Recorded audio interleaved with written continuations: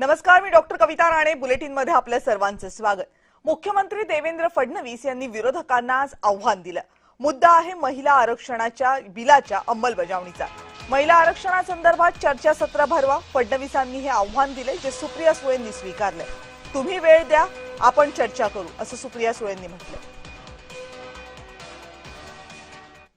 मी तर आज त्यांना ओपन चॅलेंज देतो, ओपन चॅलेंज, की माझ्या स्तरातल्या कुठल्याही त्यांच्या नेत्यांनी माझ्यासोबत महिला विधेयकाच्या संदर्भात ओपन डिबेट करावी.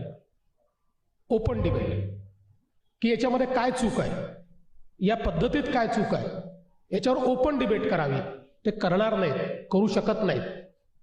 केवळ मुजोरी करायची आणि पळून जायचं, हे जे काही यांनी सुरू केलेलं आहे, याच्या विरुद्ध देशभरात आणि महाराष्ट्रात आता महिलांचं एकत्रीकरण आम्ही करणार आहोत.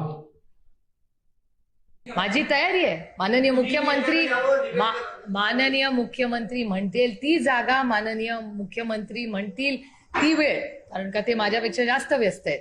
त्याच्यामुळे ते म्हणतील ती वेळ विनम्रपणे, आमच्यापैकी कोणीही विरोधक म्हणून नाही, पण देशाला वास्तव कळलं पाहिजे. कारण का महिला आरक्षणाला विरोधच नाहीये ना. बिल पास झाले. अहो, माननीय मुख्यमंत्री मला म्हणाले तुमचा महिला विरोध आहे. मी म्हणेन अहो, आम्हीच एकमताने बिल पास केलं, तुमच्याच सरकारने आमचे आभार मानले बिल पास करताना. जरा डिबेट, ते महिला आरक्षणाचा बिलचा विषयच नाहीये. विषय फक्त डिलिमिटेशन बद्दल सीमित आहे.